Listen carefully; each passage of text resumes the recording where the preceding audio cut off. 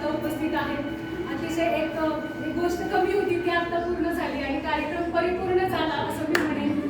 कारण आता म्हटलं तसं आरोग्य विभाग झाला, पोलीस डिपार्टमेंट झालं, शिक्षण खात्याचं तर मार्गदर्शन आम्हाला आहेच, पण ही जी कमी होती ती आता पूर्ण झाली आणि खरा आशीर्वाद आम्हाला पहिल्या दिवशी मिळाला असं मी म्हणेन.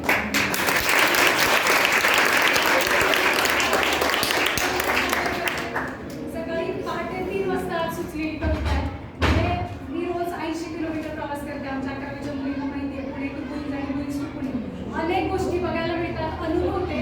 मग मला भीती वाटते की माझ्या सगळ्याच मुली बाहेरून येत आहेत, गुईंजच्या बाहेरून येत आहेत. त्यामुळे मी आवर्जून मगाशी मॅडमला म्हटले की आमच्या मुली हात करून जातात कारण भीती वाटते कधी कधी, म्हणजे लगेच विश्वास ठेवतात.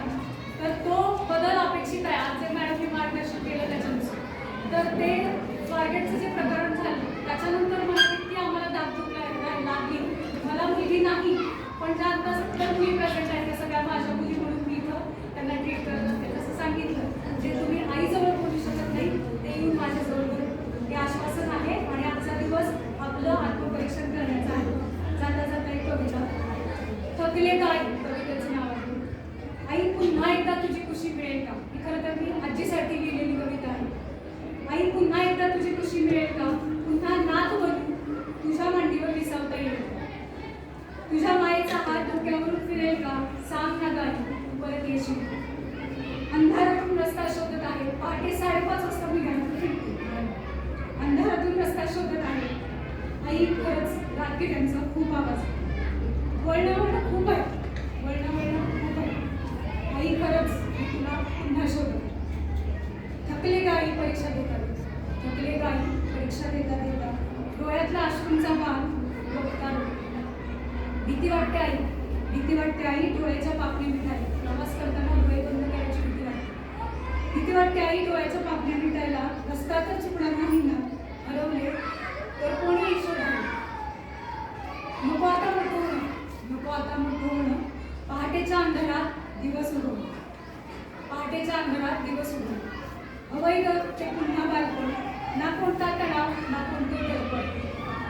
लेकींना आता आईची आई व्हायचंय, लेकींना आता आईची आई व्हायचंय. वैराग्या जगात प्रत्येक स्त्रीला स्वतःच सावरायचं, हिंमत करून स्वतःचं अस्तित्व निर्माण करायचंय. आपल्या आईला आपणच माहेर पण द्यायचंय, आपल्या आईला आपणच माहेर पण द्यायचं. सिनियरच्या महिला विभागामध्ये मी एकटीच होते. तणाव होता, तुम्हाला सांगितलं, तुम्ही खूप मोठं सहकार्य केलं. सकाळी रांगोळीची थीम सांगितलं, आज सकाळी सांगितली आणि मुलींनी लगेच अर्धा तासात ती इतकी सुंदर रांगोळी काढली. त्याबद्दल मुलींच्या रांगोळी टीमचे आभार. फलक लेखन करणारी आमची कन्या, तिचा आभार. अगदी सकाळी आलेलं नियोजन आणि त्यानंतर लगेच कारवाई. तर खूप खूप ह्या आमच्या मुली आहेत, त्या खूप ॲक्टिव्ह आहेत सर. आणि छोट्या छोट्या गोष्टींमध्ये शेअरिंग आहे त्यांचं, की लगेच काय झालं की येऊन सांगतात. त्यामुळे यात चुकणार नाही त्याचं आश्वासन आहे, त्यांची पालक म्हणून मी देते. आणि आजचा हा खूप छान कार्यक्रम झाला, ज्याचं आम्हाला मार्गदर्शन आदरणीय पतंगे सरांनी साठे मॅडमनी केलं, त्यांचे आभार मानते. मार्गदर्शन तृप्ती देशमुख मॅडम आणि गीतांजली नवे मॅडमनी जे केलं त्याचं नक्कीच आम्ही आमच्या वर्तनामध्ये बदल करून तुम्ही कडून आश्वासन देते मॅडम. आणि आजचा हा महिला दिनाचा कार्यक्रम संपला.